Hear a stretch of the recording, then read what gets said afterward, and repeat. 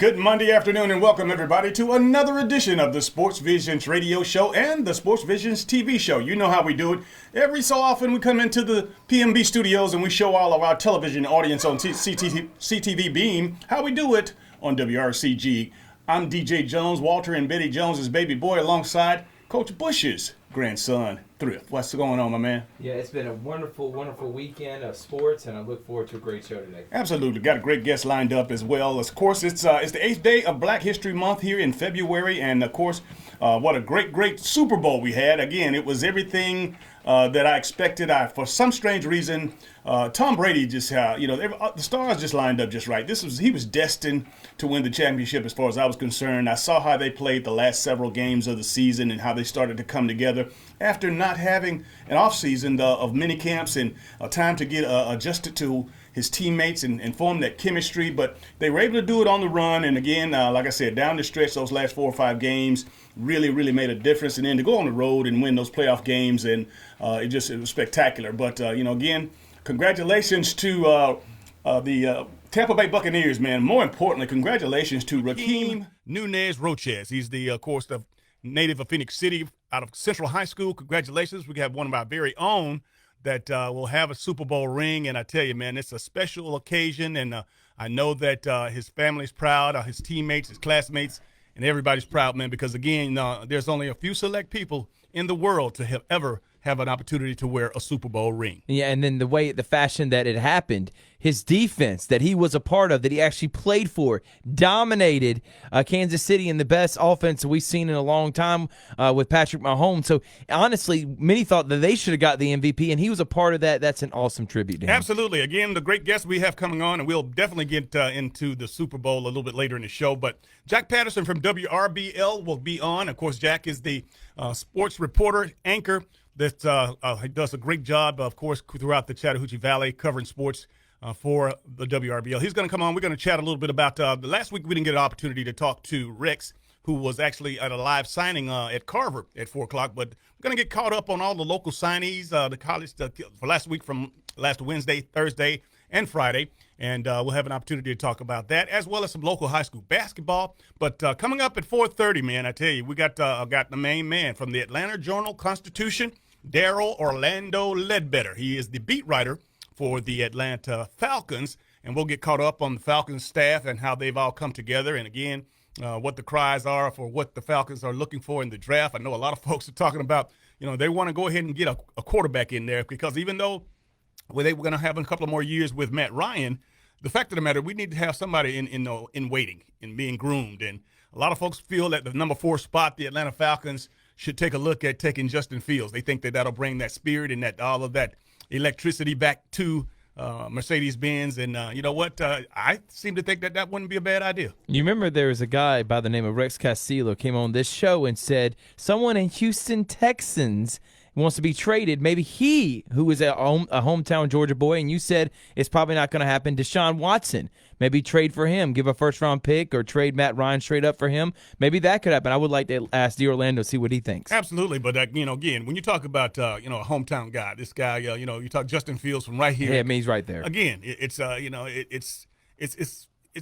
good story anyway. Yeah. It's a good story. But, anyway, we're going to have Daryl Orlando Ledbetter. I call him D-Led, and he'll be on, and we're going to talk about Arthur Smith, the new coach, as well as the staff. And then we've got some moves that have been made, some changes that have been made in the front office as well. So we'll get updated on all of that. And then I have a surprise guest for you that we got coming up. I hadn't firmly secured it because he's a very, very, very busy man. But since Major League Baseball season is on the horizon, we're about to report to spring practice, I thought we'd get an update and get to talk to somebody behind the scenes like we always do when we're talking to the tune of these professional sports.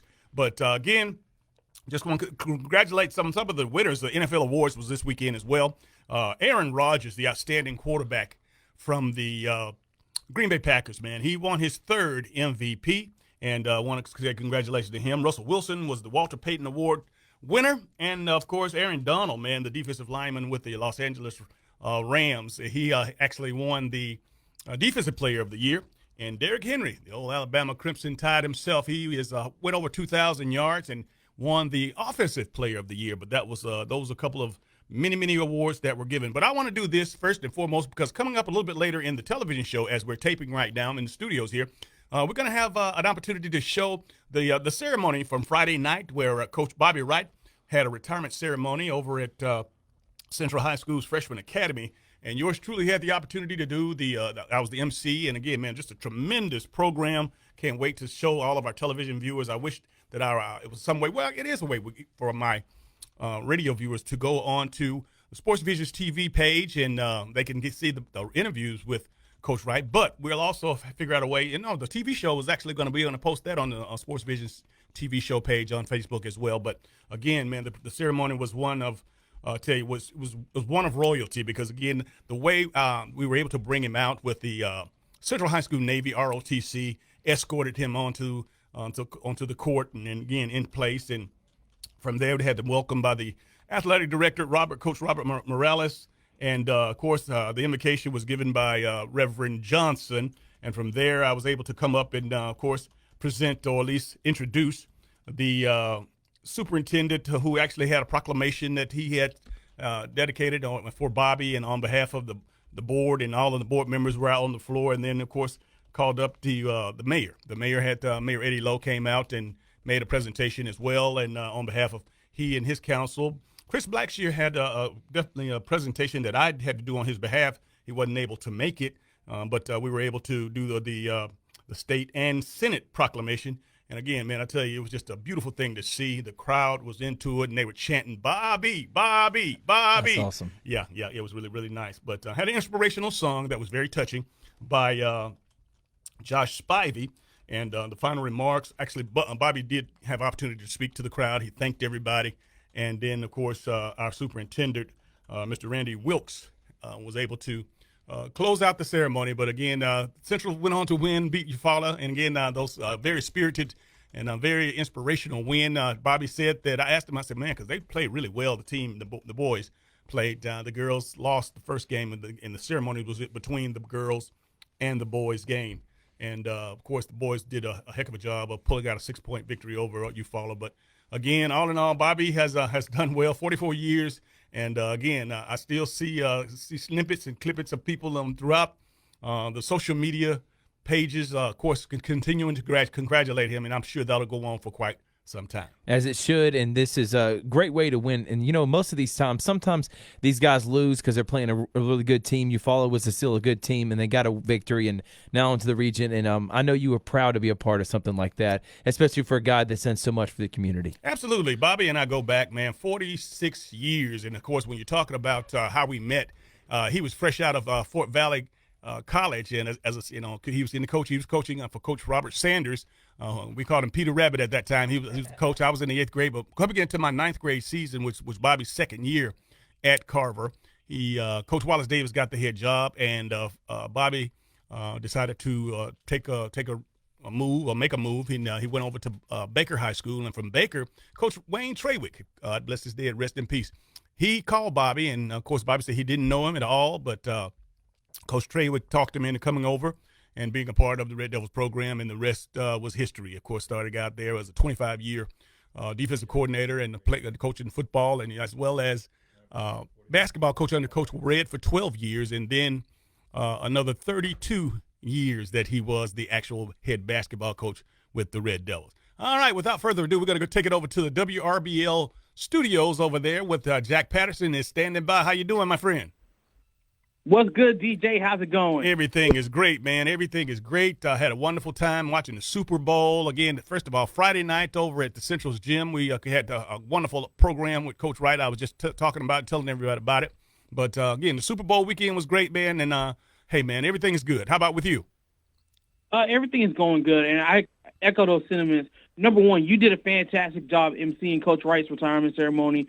That was really awesome to see, his family, friends, see a former player of his and Coach Lowe being able to recognize him with a proclamation from the city. It was just a real good time. And then on top of that, Central comes out and knocks off second-ranked Eufaula in a great game. So all in all, just a fantastic time Friday night. And then the Super Bowl, man, what can you say about that Tampa Bay D, man? I tell you, man. I said it, I went and posted it because I just felt, man, even throughout the playoffs, as they gradually knocking off those teams on the road, man. I said, it's all coming together. The stars just lined up just perfect for Tom, and they were destined. I mean, he just has something special on him, man. And again, it's just one of those great times. I'm just glad that I'm here to see some. You know what? Tom Brady, Michael Jordan, Muhammad Ali, Michael Jackson, Prince, those legends, man, that's in the prime of my life, man. And so I'm just fortunate when the record books are all said and done, years down the road in sports and entertainment, man, we have seen some awesome performances, and whether that be individual athletic events, athletic feats, or whether they be in entertainment. It's been a special time, man, and we've had a heck of a ride. But Tom Brady, man, certainly in my mind, the greatest quarterback of all time. Now, I'm not going to say the greatest athlete, but the greatest quarterback, the greatest football player that I've seen. I 100% agree with you, man. Like I'll be honest, especially being a Falcons fan, he might have been debating with my existence in Super Bowl 51, but you can't help but respect what he's accomplished over. He's been to 10 Super Bowls, he's won 7 of them. Yes, like that's just insane. Who does that? Unbelievable. Exactly. That's the perfect response to that. Who does that? Yeah. And to do what he has done, and not only that, but evolve as the game goes on. The game is not the same, DJ, and you know this just as well as anybody. The game is not the same as what it was way back in 2002 when, the Patriots beat the Rams in the Superdome for that first Super Bowl title. The game is completely different now. Yeah, absolutely. And to be able to adapt and evolve his game, to be able to still play at an elite level, like there's something to be said for that. Yes, indeed. Hey, I tell you, we were mentioned earlier in the show that we're going to have an opportunity to pay homage to some of the young guys and young athletes, student athletes that actually had an opportunity to sign letters of intent. And, of course, hopefully you'll have an opportunity to run down that roster. Yes, sir. Man, signing day last Wednesday was absolutely incredible. We had so much talent in our area signed on to play at the next level. I personally spent my day up in LaGrange covering the Troup County schools. Right. Callaway had a few big signings. Charlie Dixon, the 2A state championship game MVP, he's going to North Carolina A&T. Demetrius Coleman, their quarterback, he's going to Tennessee Chattanooga. LaGrange, Calais Gibbs, the leading rusher in Class 4A, he's going to Air Force. Doggone it. Troup County had Joko Willis. He went the JUCO route. He's going to Auburn now. And then the unique thing about Troup County is they didn't just highlight the guys who are going on to play at the next level, which, obviously we, celebrate those guys. But I like this, and I kind of hope more schools start doing it. They honor their players who still sign scholarships where, they're going on to different phases of their life. Like they had a kid that signed to Mississippi State to go be an environmental scientist. They had a kid that, was going to West Georgia to be a history teacher. They had a kid who, signed on to join the Marines. And I think that's just really, really cool. Yes. So that was a real cool part of their signing day program. And then you had guys all over the place. Central had a deep signing class. Eufaula had Ra Thomas commit to Mississippi State. He's going to be a part of Mark Leach's air raid offense. Kai Robichaux from Glenwood, he's going to Western Kentucky. We just had so much talent across the area. Wasan Davis going to Allen University, the former Shaw quarterback. Like, just so much talent across the area, DJ. We'd be here a long, long time trying, breaking down everybody. Right. But, man, the talent level here is just phenomenal. And last Wednesday was just another example of it. Wonderful, wonderful. Let me get a quick update if I can. I understand that, Pacelli has moved on up the ranks. And, they knocked off Spencer a couple of weeks ago, and when Spencer was number 1. I understand Spencer's now number 2, and Pacelli has moved up to number 3 in Class A private. You're right. You want to know how they celebrated that win over Spencer, DJ? How? They decided to go ahead and knock off the number 4 team in Class 1A private, and that'd be Trinity Christian, who's in Pacelli's region. Wow. They knocked them off 51-48. So now Pacelli has the inside track to host the region tournament. They run that game back. It was 51-48. They run that game back on Wednesday here in Columbus at Pacelli. So that's going to be a huge game because Trinity Christian is still number 5 in the state. So number 3 versus number 5 coming up Wednesday night. need I say any more? Absolutely. And again, when you talk about Central, now they will be starting their region tournament at Smith Station, I understand, this week. Exactly. Our sports director, Rex Castillo, actually just got back from Smith Station, checking in with those guys. And, that area tournament is going to be really interesting because, the top two in the area move on to the state playoffs. That area is interesting. A lot of people would have said, it's going to be Auburn and Smith Station, and you flip a coin to see who's going to be 1 and 2. But now you have Central who, let's just be honest, they're playing with, they're trying to extend Coach Wright's career here. Yes. So, and the way they came out playing on Friday night against Eufaula, the number 2 team in Class 6A, if they come out and play like that, they can hang with anybody in the state. So, I would, Smith Station, they're going to have their hands full against the Central team if Central comes out swinging. And honestly, Central has nothing to lose and everything to gain. So, being the 3 seed in this tournament. And Auburn awaits the winner. So, honestly, that area tournament just got a lot more interesting. Yes, indeed. And once again, we hope that those Central Red Devils play their hearts out again like they did Friday night so they can extend Coach Wright's final season. And I tell you what, man, why don't you go ahead and let everybody know where they can find you and where they can watch you? Yes, sir. You can find me on Twitter at JPattersonTV. Facebook is WRBL Jack Patterson.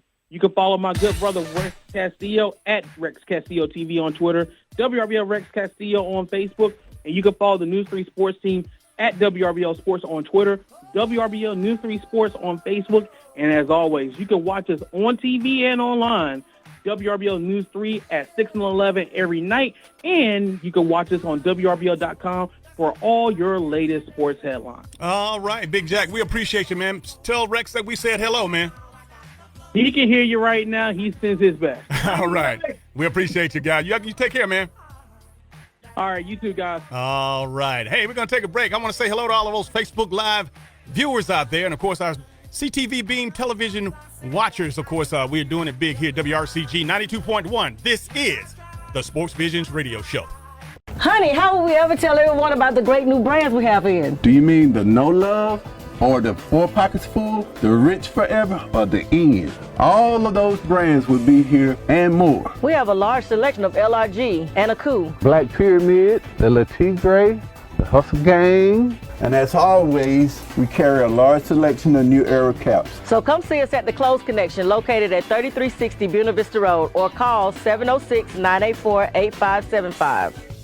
It started with a few smaller bills. $50 here, $80, $100. I had good health insurance. Why isn't this covered? Well, then they started getting bigger. $800. $1,800. I saved for this. But not that much. I'm glad I had Aflac. They gave me money when I needed it most. That's why Aflac is here, to help with the expenses health insurance doesn't cover. I love that Aflac duck. Aflac! Get to know us at aflac.com. Japan, they have something called Kobe beef. That's how we do it at Luke's Pub.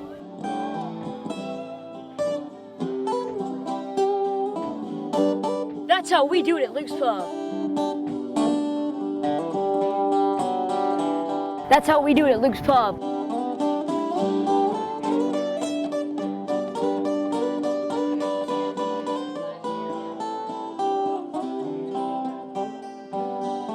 That's how we do it at Luke's Pub. Y'all come out and see us. Headquarter Nissan has the same used cars as our competitors for much less, and with a lifetime warranty.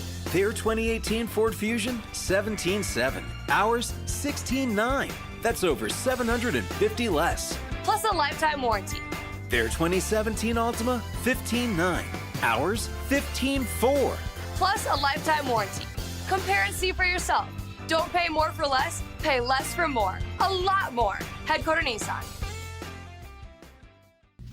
Greetings, this is Reverend Thomas H. Mills Jr., pastor of Spirit, Truth, and Liberty Ministries, Inc., located at 3574 Macon Road, Columbus, Georgia.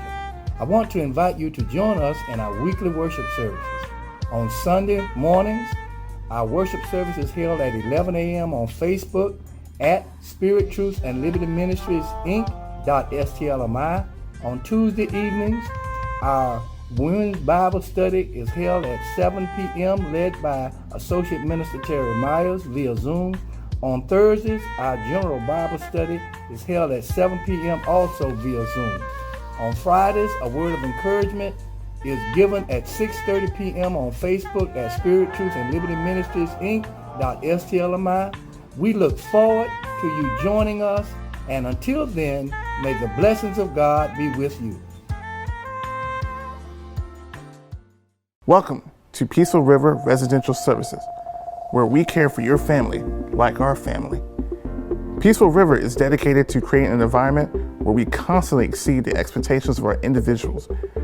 We strive to set the industry standard and be the provider of choice that meets the lifelong needs of your family. We are the caring provider whose respect for the individual's privacy and protecting their confidentiality is our top priority. We are the provider whose most valuable asset is you, our family. Call Peaceful Rivers today at 762-821-1476. Remember, at Peaceful River, we provide peace for your peace of mind. For the best in local, regional, and national sports news, be sure to tune to the Sports Visions radio show every Monday and Thursday from 4 to 6 o'clock p.m. Eastern Time. Over the past 16 years, DJ Jones and Dale Williams have celebrated and uplifted our local high school coaches and student athletes. So get a behind-the-scenes look from your hometown sports guys. DJ Jones and Dale Williams on WRCG 92.1.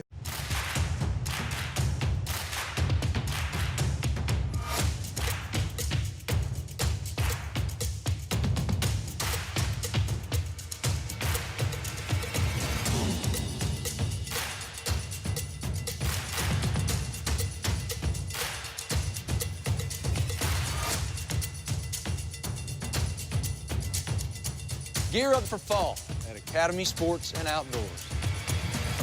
And welcome back to the Sports Visions radio show and the Sports Visions television show. Of course, CTV Beam. We appreciate Big Chris in the house. What's up, man? You all right? Okay, cool. Him and Togo are handling business over there for our television show. And, of course, my main man Thrift here doing his thing. Of course, he's doing as a co-host and board op, producer, whatever you want to call it. We're doing it all. Well, appreciate you out there. But, hey, first of all, I want to say once again, thank you to all of you folks out there, man. I tell you, over the last few weeks that we've been doing the Facebook Live, we really had a lot of success. We've heard from a lot of people, and again, getting the word out there. And of course, we love you folks on the East Alabama side of the river, man. I tell you, it is a beautiful thing, and what we've been able to do. Coming up in just a little bit, you'll have an opportunity to see Coach Bobby Wright's interview. Not the interview. We do have the interview on Facebook Live that I did with him on the show, last week's show. However, the actual ceremony itself over on Friday night, we'll have that on the air here with you in just a little bit, and you'll have an opportunity to check it out, man. All the dignitaries and all the folks, all the nice awards that I was sharing with you earlier in the first segment. We had an opportunity to capture that, and of course, Chris did a wonderful job, and he'll play that all the way through. But Thrift, I tell you, when you talk about a program, and again, I want to go back and I keep reflecting because it was so special and it's still just so fresh that a guy that has coached in you as a young coach, 32 years as a head coach in one place, man. I mean, obviously, we talked about this before, but you not only that he was a 12-year assistant prior to getting named the head coaching job, and just a phenomenal opportunity for Coach Wright, and of course those kids that his lives that he's touched in Phoenix City, those parents that he's worked with, the booster clubs and the administration over at Central, man. I tell you, it was a celebration that was well deserved. It's hard to stay at one place for 10 years, let alone 15 to 20, and the success you got to have. This isn't a typical program where they really don't care about it. That he's just going to be there because no one else really wants the job. This is Central, one of the top premier programs in the city, not only Phoenix City but in Columbus, and he stayed there for 32 years. Tells you how to do a good job, because if he didn't, they would have no problem replacing him. Absolutely, and I know those folks over there are very, very proud and fond of their program, both athletically and academically. And the thing about it is that in talking even to Tommy Vickers, the principal over there now, that's a sense of pride. And what I've noticed is that from the superintendent to the principal to the athletic director, all former athletes. So when you talk about all the resources and facilities that Central has, and of course they continue to get better and and again they hire the top quality coaches around the state, it's because that they it starts at the top, man. I mean, when the head guy is a former coach, you don't have to spend any time explaining to him how important it is for you to have the best of the best. Or again, especially when money is not not really a big problem as far as raising it in the communities behind it, because these folks love those Central Red Devils so much. Yeah, exactly right. So that's why I'm talking about the premier program. When they're putting that much invested interest into it, you better win. And if you don't, they'll replace you. And that's why Bobby's one of the best that ever was. All right. So don't forget, of course, coming up in just a little bit, we'll have an opportunity, of course, for my television people out there to have to watch the show. And also, if you missed last week's interview that we did part 1 on Monday, part 2 on Thursday. Download the Sports Visions radio app right now in your app store. Once you do that, click on the tab button. After you click on the tab button, you'll see podcasts. Click on that.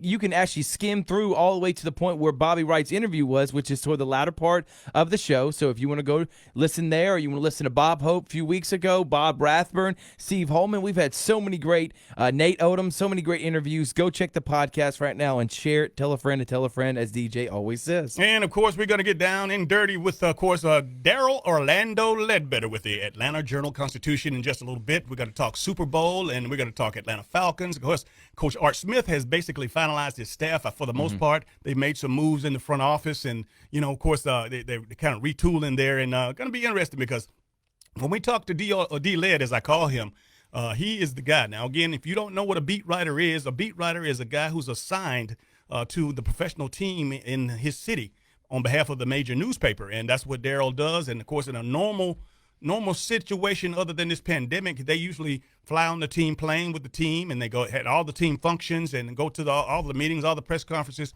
So he is the man with the plan. And, again, when it comes out of D-Led's mouth about the Atlanta Falcons or anything related to the National Football League, it's the gospel. It is the gospel. He had an opportunity, I think, I overheard him saying that he spent some time down in Tampa for the Super Bowl. So we'll get down and dirty with him, and of course get his feelings. But again, with Tampa Bay being in the division with the Atlanta Falcons, it'll be interesting to see how he feels or what needs to be done in order to get the Falcons back rolling, man. Because I know that the draft is coming up, pro day's coming up. It's a lot happening, and you know what? We got a lot of football to talk. Yeah, I'm looking forward to asking him, and especially like what they're going to do at the quarterback position moving forward. And there is not a better man. And also, I would like to, when is he coming on as a young broadcaster myself? Anyone else that's listening? I know there's a lot of young broadcasters. He is a professor at the #1 broadcasting school in America, in my opinion, in Georgia.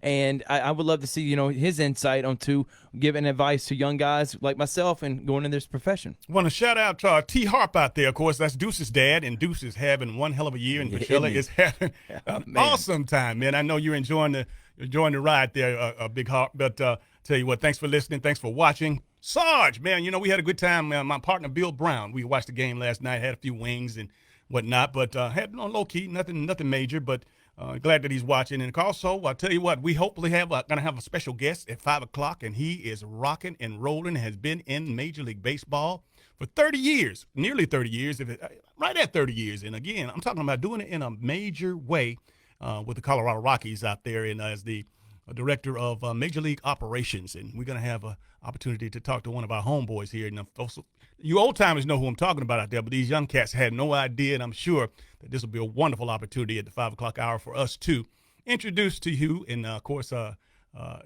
put you on, as they say. Put you on. But in the meantime, I just want to talk to you a little bit about what I'm most proud of. But in that Super Bowl is that a statement was made, Coach, for the Tampa Bay Buccaneers, named Bruce Arians. Aaron, man, I tell you, man, I got so much going on in this dome right now. But the fact of the matter is, Todd Bowles, the defensive coordinator, and Byron Leftwich, the offensive coordinator, are both African Americans, both former players, and I was just so proud, man, because that was a statement to the NFL, the owners, and anybody else that needed to know or needed any more confirmation that, African-American coordinators can get it done. And of course, and again, the big shout-outs to Bruce Arians, because he hires minorities, he hires women, he's got everything on his staff. You saw what it was said, the 4 top positions on his staff: associate head coach and pass game coordinator or run game coordinator Harold Godwin. He's African American. You talked about Todd Bowles and Byron Leftwich, and then you have the special team coordinator as well, and then he has 2 females on the staff. He shows you, and anyone else, that you can have minorities in prime positions, and same with Kansas City, to win Super Bowls. Start hiring them right now. Absolutely, man. But you know what? To ever think that, we would have saw Pat Mahomes in a pinch like that. You know what? Todd Bowles, man, he was a genius with the defense. Of course, playing the 2 high safeties and, basically not falling victim to what everybody else has been. And in Kansas City, the running game, you have to get it going because it's one of those situations where, you got to give the quarterback an opportunity to and for whatever reason they wouldn't do it. They would not run the football. 2 things I took away from that. One, I think that's the greatest defensive performance we've seen in a long time, going back to Seattle, what they did to Peyton Manning and that record-breaking offense, the greatest offense, stat-wise in 2013, and then that Patriots team with the greatest show on turf in 2001. What they did against the Kansas City Chiefs is impressive. I know the offensive line was in Dallas, but that's still Patrick Mahomes. It's still Tyreek Hill and Travis Kelce. And also, DJ, did you see that throw that Patrick Mahomes made when he fell in the air? Yeah. And he still hit the receiver in the freaking noggin. Yeah, he's a spectacular guy. Obviously one of the most talented that we've seen at that position. But again, the great. What can we say about Tom the Great? We call it. They're going to officially name that city Tampa Bay. T-O-M-P-A Bay. Tampa Bay because of Tom Brady, man. You can go from 20 years and success and a dynamic program to one of the most losingest teams traditionally in the National Football League, and in 1 year, take them not only to the dance, but you take them and you win a world championship. And it's unbelievable what Tom Brady was able to do. But again, he had a lot of help. But these kids, I call them kids, but these young men, give him credit because here's a guy who's been there, done it. And of course, to have an opportunity to have a leader to come in there, somebody that can really they can really respect was just a great thing. And Bruce Arians, obviously, he has done a wonderful job, obviously, doing his thing, of course, communicating with Tom and, gotten up to speed. But as promised, we have with us on the line right now one of the baddest men in the land. I'm talking about the other Daryl Orlando Ledbetter with the Atlanta Journal-Constitution. He's a beat writer for the Atlanta Falcons, but he knows everything you need to know about what's happening right now in the National Football League. How are you, my friend?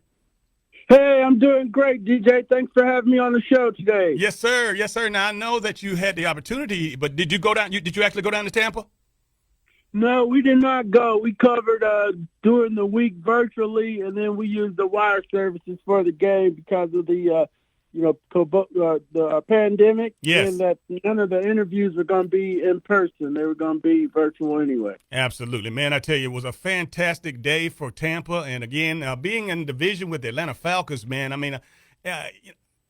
what we're going to talk about the Super Bowl, but looking at that, man, I felt a certain type of way, D-Led, and I want to know how and what do you think? How are we going to get to that level where we can knock off the Tampa Bay Buccaneers with a guy like Tom Brady and all that talent they got down there?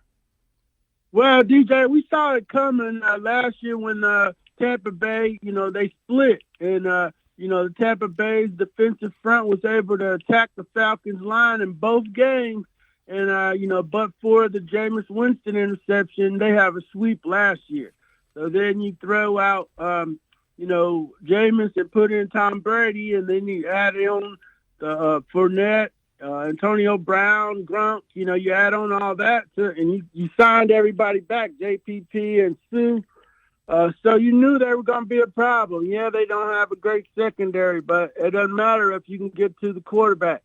So, they've been building that team down there, Coach Arians and Jason Light. Building that team, and looks like they're going to be a problem for a little while longer. Absolutely. I know just a few minutes ago we were talking about the coordinators for Tampa Bay, Byron Leftwich on the offensive side and Todd Bowles on the defensive side.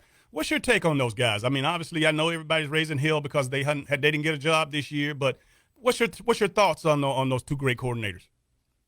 Yeah, Bowles is one of the best coordinators in the league. Everybody knows that. That's why he got the job with the Jets. It was kind of dysfunctional up there, and he got out after 4 years. But he doesn't, cry about it. He said he didn't win enough games. So, he's just one of the best defensive coordinators in the game. He did what he had to do in the Super Bowl. He shut down Patrick Mahomes, which we hadn't seen anybody do. He dropped his coverage and sent his rush. So, he's well respected, highly regarded, interviewed for the Falcons job, but they didn't want to wait, it seems like, and went with Arthur Smith. Now, Byron Leftwich, he's a hand-picked guy by Bruce Arians. He was his backup quarterback in Pittsburgh, and he was a real sharp guy up there backing up Roethlisberger. And Coach Arians, talked him into being a coach. He said, he took 4 years off after he stopped playing, and then went out to Arizona with Coach Arians. And Coach Arians only came back because he was going to have Byron there in Tampa to call the offense for him. So, he's doing a definite CEO thing, and Byron's one of the young play callers to keep your eye on in the future. Now, going back to Todd Bowles, I got a trivia question. You probably know this, but, Doug Williams was the coach at Morehouse College in 1997, and he actually gave Todd Bowles his first job as a coach. He hired him to come on the staff there at Morehouse with Doug Williams. Did you know that? Yeah, I wrote a story about it last week, DJ. I didn't get on the call. I was on the call Monday, and I didn't get my question in, so I sent it to the PR staff in Tampa. And, yeah, he talked about getting his job at Morehouse. You can Google Todd Bowles Morehouse to see our AJC story. And then they went to Grambling after that. He did 1 year here as a defensive coordinator, secondary coach.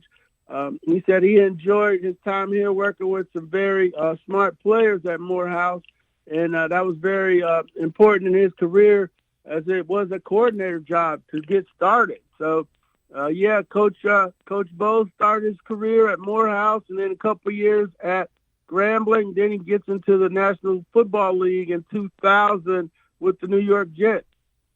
D. Led from the Atlanta Journal-Constitution is with us. His name is Daryl Orlando Ledbetter, and I like that first name. They did a good job by naming you Daryl, man.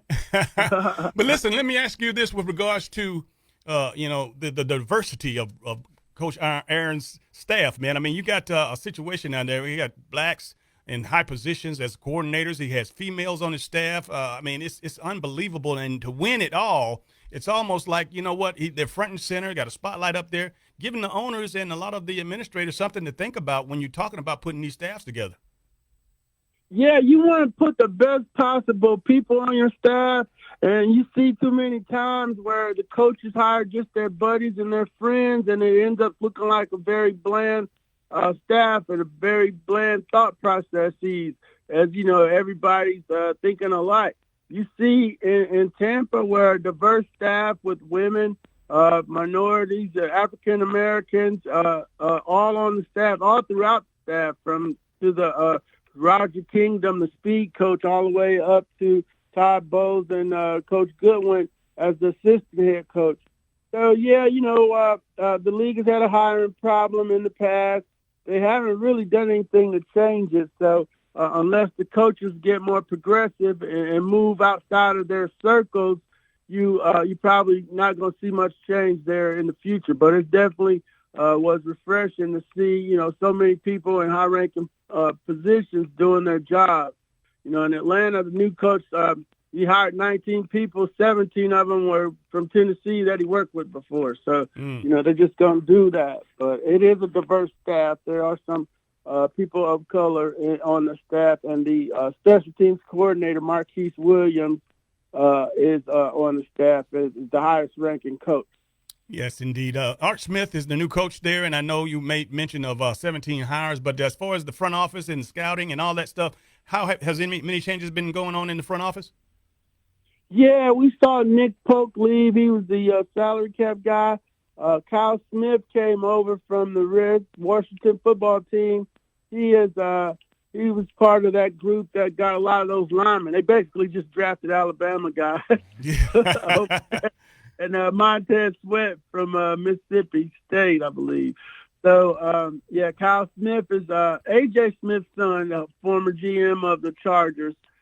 So his son, he came over, and, there's a couple other assistant positions. One scout coming over, Dwayne can't remember his last name right now, but he's coming over from the Ravens. So he had been with the Ravens, and those two teams have been able to draft linemen, which has been the problem here in Atlanta. Okay, so last time we talked, we were talking about, off-season moves, and you gave us some, scenarios that could pan out. Well, since then, we've talked to some, people call it in or gave their opinion on things, and one of them was about Deshaun Watson. Now, DJ is of the mindset, and I am too, that I think in this draft, you're going to draft a quarterback, right? Unless, would you be willing to trade that number 4 overall pick for Deshaun Watson and Matt Ryan? Would you be wanting to do that? Do you think that's in the cards of getting to Deshaun Watson? Do you think they're going to go draft? What do you see this playing out in the offseason? Yeah, I don't see them as factors in the Deshaun Watson derby. It's a couple, the salaries don't match up, and the fact that you are, you're not rebuilding, and the Falcons don't believe they're rebuilding. Everybody else does, but they don't. They think they're right there and can jump back into the mix with their veteran quarterback. So no, I don't see them getting in the Deshaun Watson derby. That makes great talk and so forth, but we looked at it, and there's really no way to do that one. So more likely they'll draft a quarterback. I talked to Arthur Blank on Thursday, and he made it clear that he's done the study of the quarterback transition plans in Green Bay, in Kansas City with Mahomes, sitting for a year behind Alex Smith, and then Aaron Rodgers sitting for a couple years behind Brett Favre in Green Bay, and then there was another one that he talked about. So he's studying the quarterback transition plans. He knows that his players aren't going to play forever, and they'll eventually have to transition. Does that start now, this year with the 4th pick, or do you wait a couple years and draft somebody like Spence Rattler out of Oklahoma or Sam Howell kid out of North Carolina? But, that means you're going to be up in the top of the draft again, and that, they don't want to project themselves as being up there in a couple years, so they're going to probably take the quarterback this year. And you know what? When you mention quarterback, man, I tell you what, Justin Fields looks really good at that number 4 spot, man, for somebody who can come in and play behind Matt and learn the game, learn the ropes. He's basically coming home. And you're talking about setting Mercedes-Benz on fire and getting the folks in Atlanta excited. The homeboy Justin Fields, man, they got to take a look at that. Oh, no doubt about it. No doubt about it. We're going to hear a lot about, that he improvises too much as we lead up to the draft. But if that was improvisation in the Clemson game, I'm going to take it.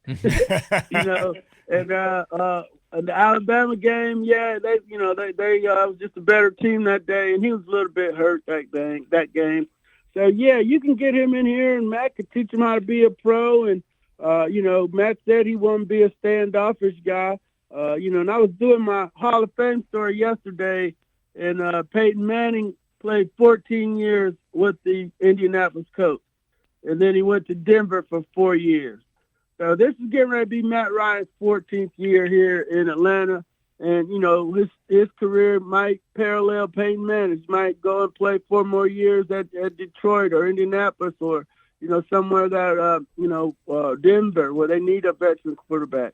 So, yeah, drafting Justin Fields would be great. We're going to hear a lot about the kid Zach Wilson out of BYU, and then maybe trading out of that spot if they don't like either two of those prospects. Daryl Orlando Ledbetter is with the Atlanta Journal-Constitution, and you made mention of the Hall of Famers, man. I tell you, Georgia Tech had one of their alumni and one of their former players, man. I was glad to see Calvin Johnson get a chance to go in, man. And you know what? In addition to that, it was a sentimental side of me for Drew Pearson with the Cowboys, but just generally an all-around great Hall of Fame class. Yeah, it was my 11th year on the committee, and it's never easy. I was happy for John Lynch too, one of the guys that have been in the room about 8 years in a row. So he got through. That's going to clear the path for Leroy Butler. Yeah, and maybe Richard Seymour from Georgia. New England Patriot. You look at the people that didn't get in. You're like, man, that's tough. So it's a tough assignment. We work year round on it. And it's going to be tougher again next year. D-Led, what's that process? Obviously, you start with a group and you weed it down. But can you walk us through that process? Yeah, we it'll start in the middle of we kind of got the leftovers from who didn't make it this year. The seniors committee will meet over the summer in August, and then we'll get a list of of everybody that's eligible for the first time 5 years out, and everybody that's within the 20-year window, and we have a whole list of those, and then we'll send that list out or ask for any more recommendations, and to add to the list, like Warwick Dunn's on there now. I got to get Roddy and John Abraham on there. So everybody gets consideration, and then we pare that list down to 75 semifinalists, and then it goes down to 50, 25, and then down to the final 15. And then the final 15 we meet usually right before the Super Bowl, for about 8, 9, 10 hours sometimes to talk about them, and then vote on the final class of 5. And then, there could be a contributor, a coach, and a senior member. Drew Brees was a senior member. Tom Flores, the old Raiders coach, was our coach this time. And Bill Nunn, the scout from the Pittsburgh Steelers, who helped build the dynasty in the 70s, scouting the historically black colleges, he went in. He went in as a contributor to the game. Good stuff. Good stuff. Lastly, D-Led, the NFL Awards was Saturday night, and just a couple here. Aaron Rodgers was the MVP. Russell Wilson, Walter Payton Award. Aaron Donald was the Defensive Player of the Year, and Derrick Henry was the Offensive Player of the Year. You have any problems with any of those selections or any of those winners? Oh, no, not at all. That was an easy year for everybody. Chase Young for the rookie. Mm-hmm. No problems this year. This was a clean-cut year. Russell was cooking early, but Rodgers had to, sustained it over this long haul. And, of course, Derrick Henry went for 2,000, the 8th running back to do so. So, yeah, this is pretty much an easy year for the voters. Now, as far as the the next order of business, is it pro days? Because obviously we know that the combines pretty much have been eliminated, as we knew up in Indy. Yeah, we're done. The next thing is going to be veterans getting cut, salary cap casualties, because the league year starts on March the 7th. So we got February, then March. So the combine would have been at the end of this month. And most of the pro days don't start until March. I think March 7th was the first one I saw. So we got a little lull here, a little non-football lull. We'll get ready, see what the Braves are doing. The soccer people are going to get ready to play, and the Hawks are playing right now. So we can watch our other sports here for a couple weeks before the new business year starts in the National Football League on March the 7th. D. Orlando Ledbetter, we appreciate you, big guy. We're always grateful for all the information that you share with the Sports Visions Nation. Well, thank you, DJ and Thrift. I always love to come on Sports Vision. Thanks for having me. All right, take care. We're going to go ahead and take a break and pay some bills. Thank you out there, Facebook. Make sure that you like us and share us. Like us and share us with a friend. And all you folks on CTV Beam, I know what Bobby Wright's interview is coming up. I keep saying the interview. The interview is on Facebook Live, our Sports Visions TV show channel, or at least our page. And, of course, the actual ceremony with Coach Bobby Wright will be coming up in just a little bit. You are listening to WRCG 92.1. This is the Sports Visions Radio Show. Bus is coming in 10 minutes. Come eat breakfast. Hey, watch the homework. Do you know it's supposed to rain? Where's my gray hat? Where did you leave it? It's your body. What time does practice end today? I like that headband. It really makes a statement. Are you gonna wear this to work? Let's go, bus is here. Liberty Utilities natural gas. So reliable, you'll forget we're there. Imagine a life-changing injury. Imagine the fear and unknown. The Houston Clinic Sports Medicine Team, the only physicians in the area with advanced certification in orthopedic sports medicine, treats sports injuries with innovative techniques. The Houston Clinic has helped nearly 1 million athletes live without pain. Imagine getting back in the game. Imagine the best game of your life. The Houston Clinic Sports Medicine Team. At this time, I will introduce our Master of Ceremony, Mr. DJ Jones. Mr. Jones is a former All-by-City athlete, as well as an All-American football player for the Carver High School in Columbus. He was a member of the University of Georgia's 1980 National Championship team, drafted by the Green Bay Packers, and later played in the Super Bowl with the Denver Broncos. He is an inductee of the Chattahoochee Valley Sports Hall of Fame. If you guys would you please help me to welcome Mr. DJ Jones.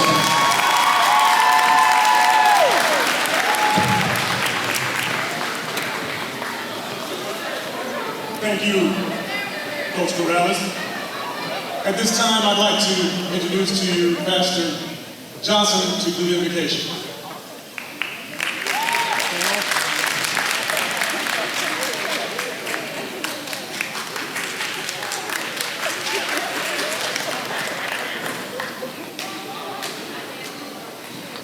As we bow, Father, we'd like to thank you for this very day that you've made. We are so grateful. We are so grateful just for our health and strength, but we are going through perilous times. We still have so much to be grateful for, so we just want to say thank you. But as we assemble together, oh God, to celebrate the man of the hour, Coach Bobby Wright, oh God, we pray that you continue to allow him to walk in good health, oh God, that you would let him prosper in every area of his life. Oh God, we ask that we lift up our children today, oh God, that our youth would know that they are worth something, oh God. And they mean so much to us, oh God, and what they say and what they do really matters, oh God. We pray for our teachers, oh God, that they will know, Father God, that what they have sitting in front of them is very important and precious, oh God, and to treat it like a precious jewel that it is. Oh God, we thank you for the administration. We thank you for the city government. God, we are asking you, oh God, to allow them to lead and guide us in the way that you would have us to go. For God, we ask you to bless this school, bless this city, bless the people of this city. For God, we lift this up in the name of Jesus, we pray. Thank God and amen.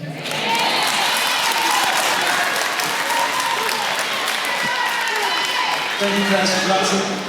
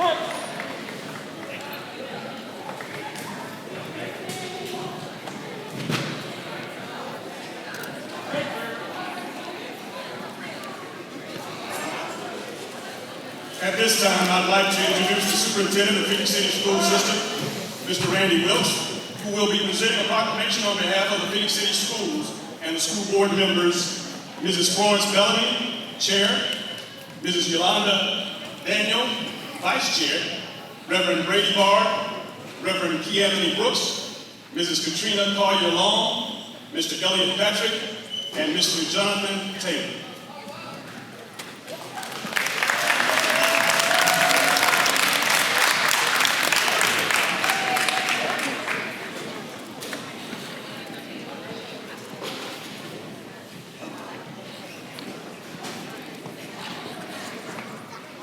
Coach Wright, on behalf of Phoenix City Schools and the Phoenix City Board of Education, we congratulate you, sir, on your retirement.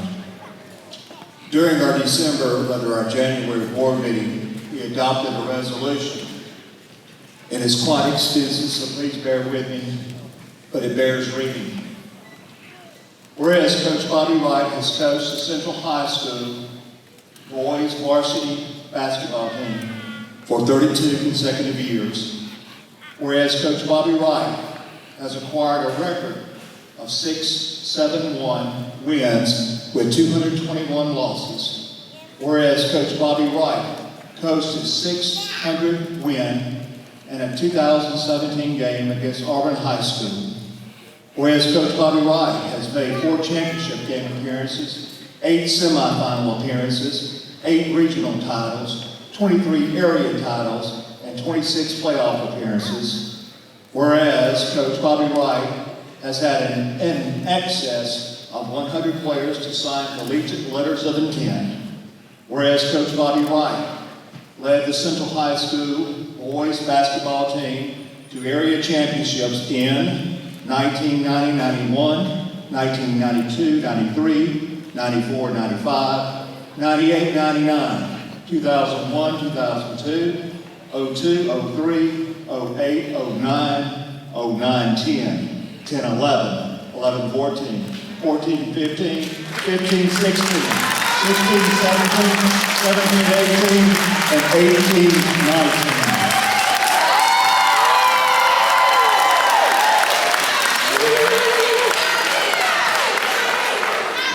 Whereas Coach Bobby Wright took the Central High School boys basketball team to the Final Four in 90-91, 98-99, 02-03, 08-09, 09-10, 15-16, and 17-18.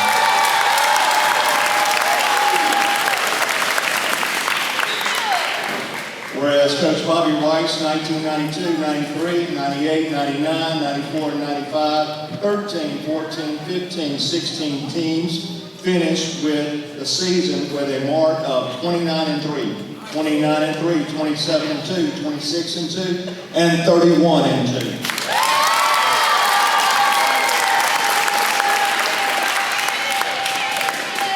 Whereas Coach Bobby Wright was selected to be enshrined in the Alabama High School Athletic Association's Hall of Fame in 2014.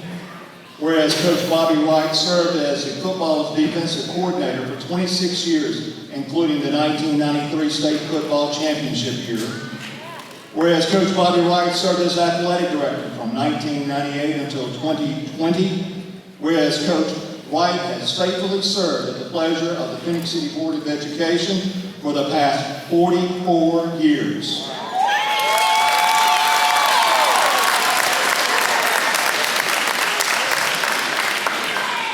Therefore, let it be resolved, the Phoenix City Board of Education recognizes and commends Coach Bobby Wright for his many accomplishments with the Central High School boys varsity basketball team and for his services otherwise, passed and adopted and approved on this 21st day of January 2021. I'm going to call on Vice Chair, Ms. Yolanda Daniel, to present this resolution to Coach Wright at this time.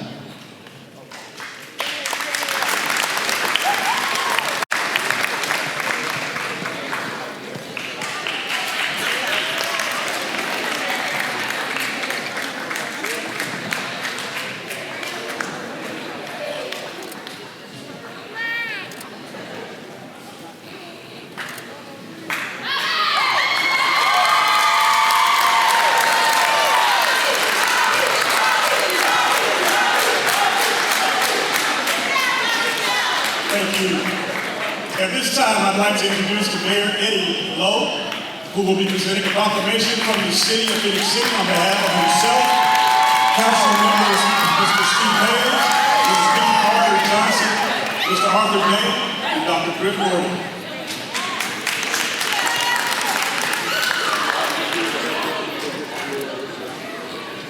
Thank you, DJ. This is really a special and it's more honoring for me to be able to present this proclamation to Coach Bobby Wright. I would like to ask, it's interesting to see, has this ever happened where the mayor of the city has been able to do a proclamation for a coach that coached him? Not in basketball, but in football. Coach Wright coached me back in 1977, and it's just interesting. I'm my age, Coach. Your age. It just would be interesting to look and see, has this ever happened before, where a former player of a coach be able to have the honor and the privilege to be able to present a proclamation to them. I just don't know if that has ever happened in modern history, but I take very honor in being able to present this to Coach Wright, and I'm going to read it. It says, whereas Bobby Wright is retiring as head coach of the Central High School boys basketball team and is being awarded this recognition as the testimonial of his dedication and faithful services in the Phoenix City school system, as well as the community. 46 years of coaching has allowed him to mentor, teach, provide guidance and respect to students on the playing field as well as in the classroom. And whereas Coach Bobby Wright began his career at Central High School in 1977, during his tenure at Central High School, Coach Wright has played a role in many positions to include coach, teacher, chair of health and physical education department, football defensive coordinator, an athletic director and head coach of the boys varsity basketball team. In 1993, Coach Wright, while serving as defensive coordinator, led the team to victory of the Class 6A state football championship, first one that Central High School has ever won. Whereas Coach Wright has a unique style of coaching and works tirelessly, helping the student after they reach their full potential.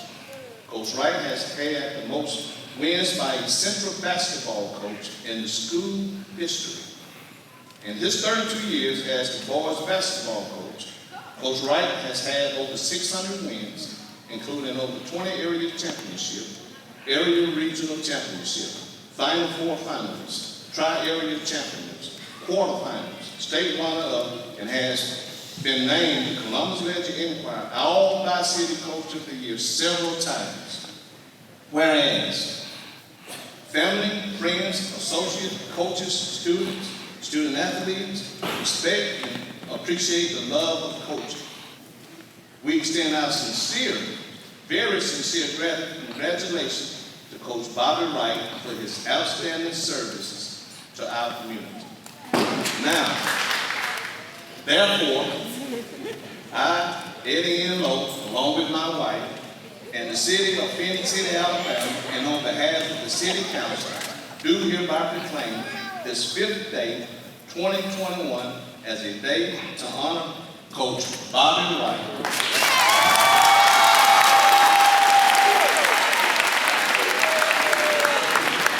In Phoenix City, and request that all privileges, consideration, and congratulations are shown to him on this day. Congratulations, Coach. We've been at it for a long time. He's older than me and I won't catch him. But we appreciate what you've done, Coach.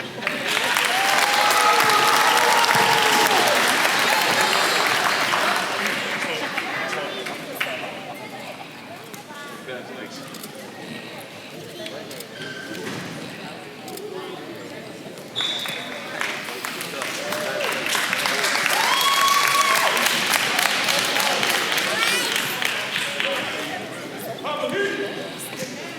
At this time, I will be presenting, on behalf of Representative Chris Blackshear, a proclamation from the Alabama House of Representatives and a proclamation from the Alabama State Senate. Mr. Blackshear could not attend tonight, but Coach, he wanted to say to you congratulations on 44 years of service in this community. I'll read one of the two.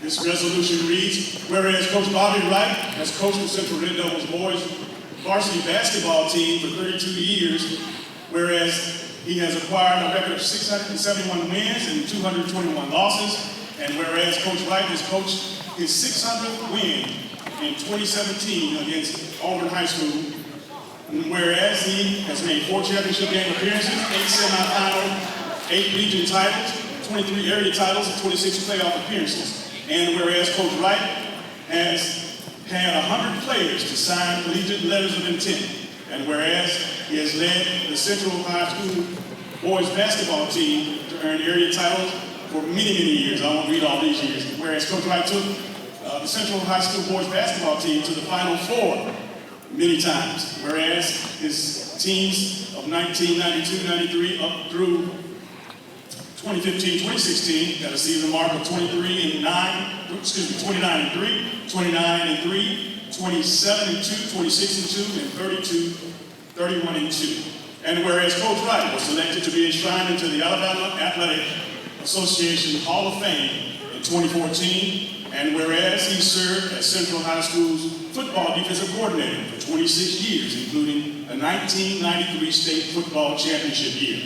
And whereas Coach Wright served as athletic director of the Central High School from 1998 until 2020, and whereas Coach Wright has faithfully served at the pleasure of the Phoenix City Board of Education for the past 44 years.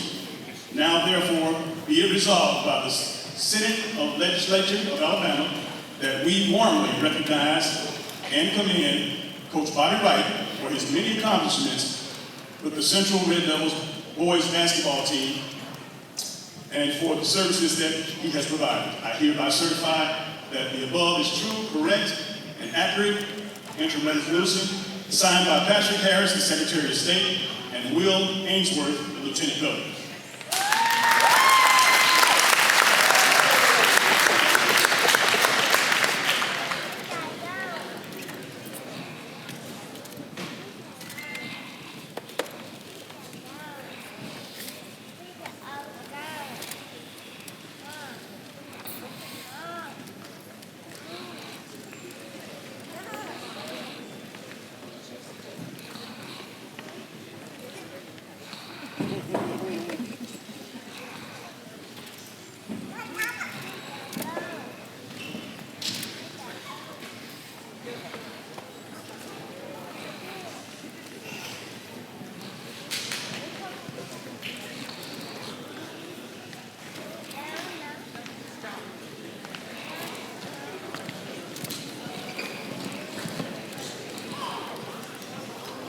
Now, the moment you've been waiting for, I'd like to introduce to you a longtime friend and coach. You know, we go way back. We go back before the flip phones and before flat screen TVs. Ladies and gentlemen, put your hands together for Coach Bobby Wright.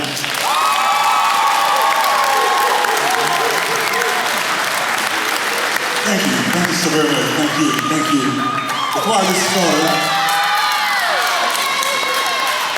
Before I get started, I got a little problem. Maybe y'all can help me with the problem. Devil, you might be able to do it better than anyone else. I started coaching over here at Central High School. I think I was somewhere around 22 years of age, and Eddie Lowe was 19. I don't know. They didn't check birth certificate back then. So, I just know he's an old guy. Anyway, I want to say, wow. I mean, this is really something big for me. It's major. I didn't know what to expect. I didn't really have anything to do with any of this. And, I got a lot of people thinking I'm going to get started so we can get this game going. But first, I want to just say thank you to the Phoenix City Board of Education for allowing me to work here. I want to say thank you to our superintendent for also making me feel welcome and working so diligently with me. Our school principal, of course, I want to thank him. Joe Blednick, I also thank you, sir, superintendent, for all you've done for me. Okay? Also, I just want to make sure that I thank each and every one of you for what you've done for our program. Without you, our program wouldn't be what it is. We thank you for the loyal fans that come out and support us each and every time we play. I want to thank all my ex-players. I had a hard time getting out of my office tonight because I had some real thugs in my office.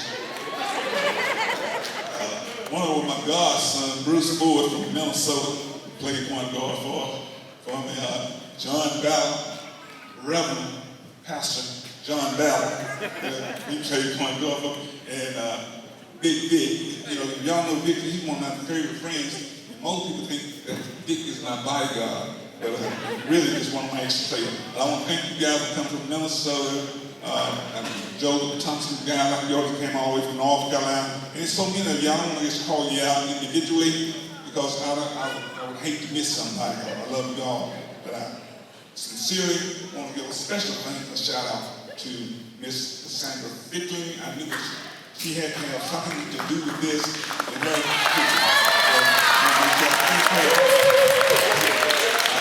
I know she had a lot to do with it. You know, my girlfriend, my backbone, my real, my wife. I thank my wife, and I know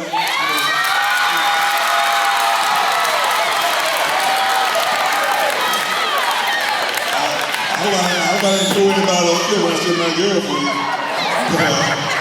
I just want y'all to know that I love my wife Julie, and she does the same with me, and without her, I wouldn't be where I am doing what I'm doing. So I really want to tip my hat. I don't have one on, but to you, thanks so much for what you do in my life every day. Okay? Of course, I'm not going to sit here and prolong this thing. I just want to make sure that everyone knows that how grateful I am, how proud I am, and how much I love the Red Devils. I mean, I bleed red and black. I'm black, red.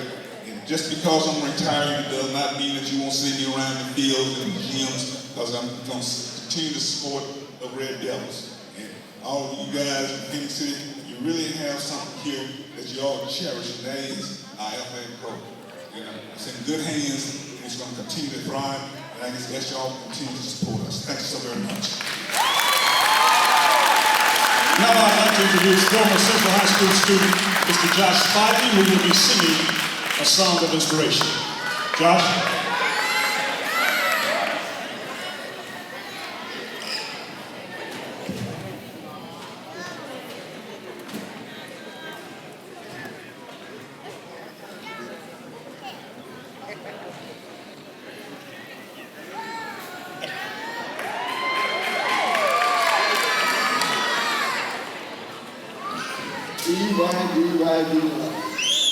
Uncle, I gotta say, it has been an honor to have you in my life, not only here at the school, but on the outside of the school, to meet the world, to meet my family, and you know Mama loves you. She said, send her love to you.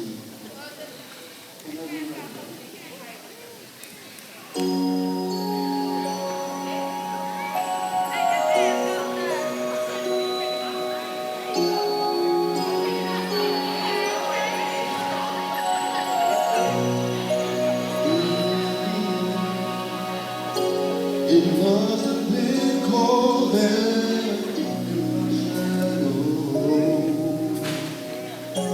to never have sunlight on your face. You were content to shine. Said you'd always walk the stairs behind.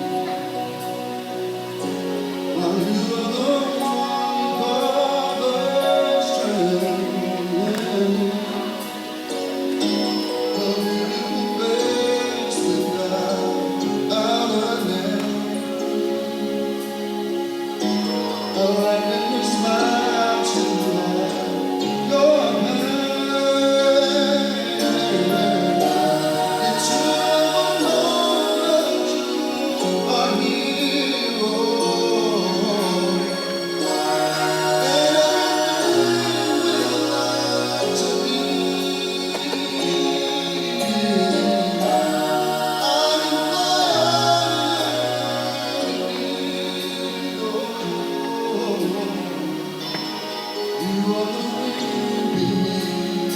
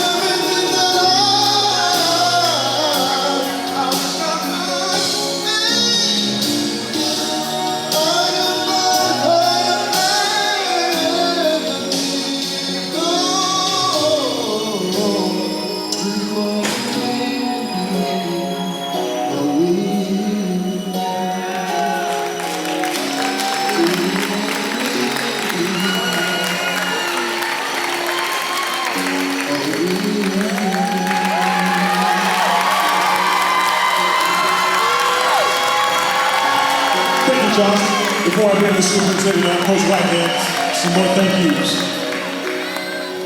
I would be remiss if I didn't say this, y'all. I'm sorry. The Twins, would y'all please stand? They have been so instrumental in what we do in Simply Basketball. I thank y'all so well. Y'all have been lovely, wonderful to me. And I know, I need to say this. My daughter is here somewhere. She came all the way in from Miami. She and her husband, Pastor Marvin Lee. So wherever y'all are, I love you. Thank y'all for coming. Larry's here. Larry's here. Correct. Larry here too. All right, as a reminder, the Dazzling Devils will perform at the halftime of the boys' game in honor of Coach Wright. And we will have a reception in the Freshman Academy lobby immediately following the boys' game with reflections from current and past players. The reception is for invited guests only, please. I will now turn the program over to the superintendent of Phoenix City Schools, Mr. Randy Wilkes, for closing remarks. Thank you so much, DJs. Done a great job tonight, Mr. Jones, Coach Morales. Thank you so much, and all the people on the program. You got something else you want to say, Coach? What?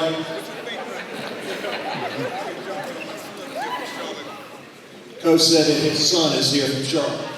Larry, wherever you are, you know how you're there. So thank you for coming. Thank you, Coach Wright. Coach Carolyn Wright. Would you come out here and join Coach Wright? First Lady of Central High School Basketball. It's already called you his girlfriend. No, you're much more than that. Ladies and gentlemen, please, one more round of applause for Coach Bobby Wright.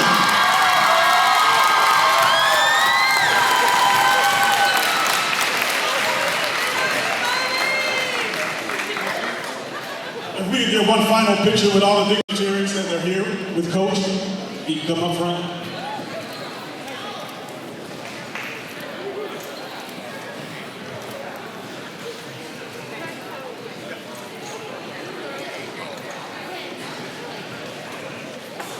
Larry and Bridget, please come on down and take a picture. Larry and Bridget.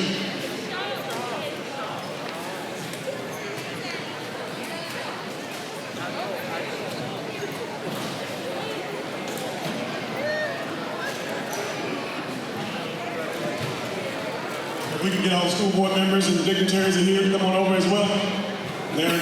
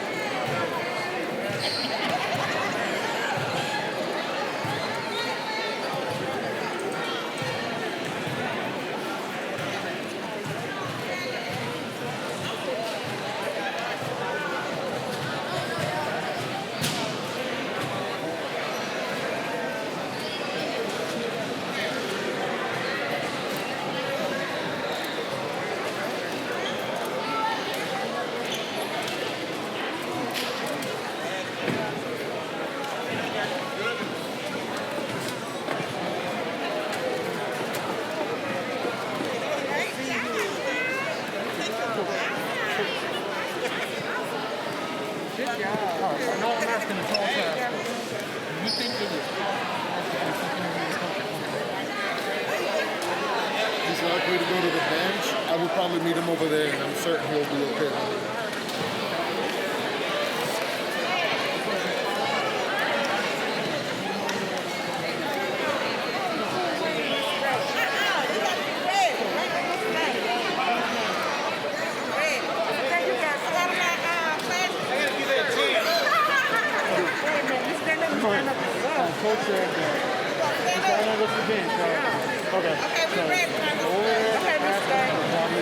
Okay, that'll be fine. Because I agree. Try to do it now, because if not, we're going to reach out to the game. After the game, yeah. And I don't know about this, but I think it's not going to cost me to do this. No. So I got to get back to CVCC floors. Because otherwise, I have to come back after. I don't have my own equipment, so we'll see, yeah. So